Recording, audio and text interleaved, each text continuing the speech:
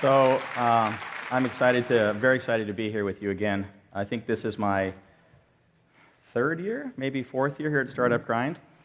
And Derek asked me to teach you guys something interesting today. It all starts with an idea. And unfortunately, I didn't have the Startup Grind conferences growing up as a kid.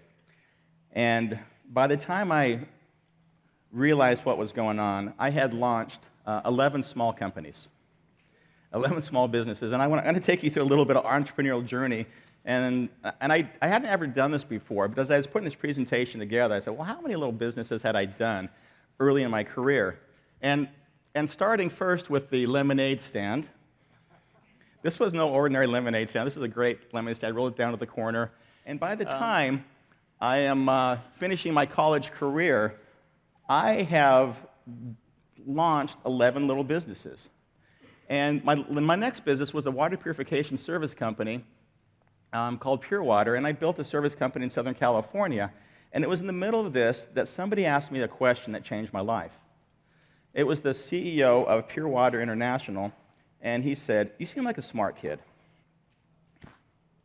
You can spend 24 hours a day building rocket ships. Or you can dig ditches. It's the same amount of time. We have 24 hours in the day. You can deal." And I said, what do you mean? He said, "You're thinking small. This business is never going to take you where you think it's going to take you." Up until this point in my career, nobody had ever exposed this idea that I could actually have the permission to think big. I didn't, so I went and worked for somebody else's company, a company called Folio, for 4.5 years. They had no reason or right to give me that job. I don't know how I got it, but I became the product manager for a very hot software company. It was the very first text retrieval engine.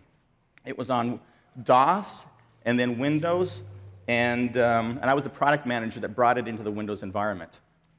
And I won this product award, Slicer Dicer Mix Master of Software Products, PC Computing Magazine. I had built this product for everybody but for nobody.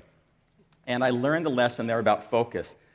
After my 4.5 years of college, or working for Folio, I spun some technology out, and I created my first successful software company called Nolix, 1997.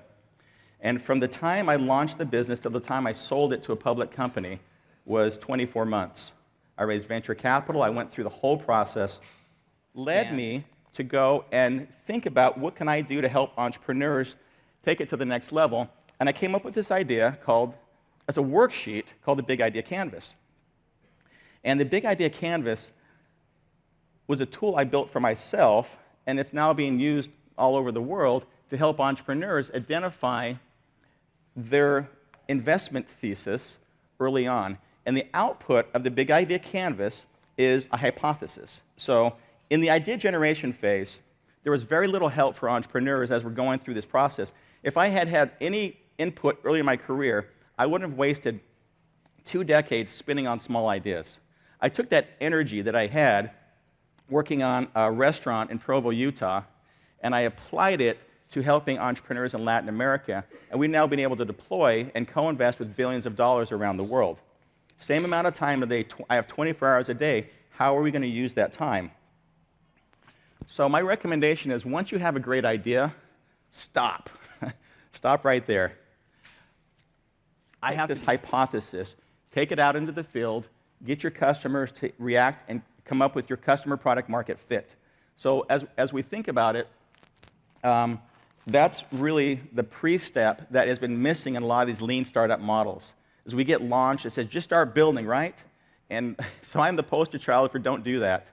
It might be worth, just saying, a few minutes on the front side to go and really walk around that idea and make sure it's something you want to be spending the next 5 to 7 of your years of your life working on. Let's talk about the canvas for 1 second and the tools behind it. The first step is to understand the customer. Who's your customer? What is the pain they're experiencing and the context of that pain? So what is the job they're trying to perform, as Clayton Christensen would say? And then what is the pain that they're experiencing in context of that job they're trying to perform? So as you look at this, there's a few questions that might not be so obvious. One of them is the customer. Everybody says, of course I knew who the customer is. I can't tell you how many startups we've invested into. We put cash into this, and there wasn't really a clear definition of the customer. Because in a B2B model, it's not just the customer. There's a buying panel associated with the purchase decision of that customer. So there's the IT person, there's the frontline user, there's the economic buyer, there's the manager, and all of those people make up the buying panel of that purchasing group. So clearly, now as we move forward, not only are we concerned about who's the customer, we want to know what the pain, the problem, the level of the pain, and the frequency of the pain. This is a challenge that I often forget as an entrepreneur. Frequency can be as important as level of pain. So if you fall in love with your problem, not your solution. All right, so now we're falling in love with the problem. We've got a score. We talk about the next step is, what is the potential of the marketplace?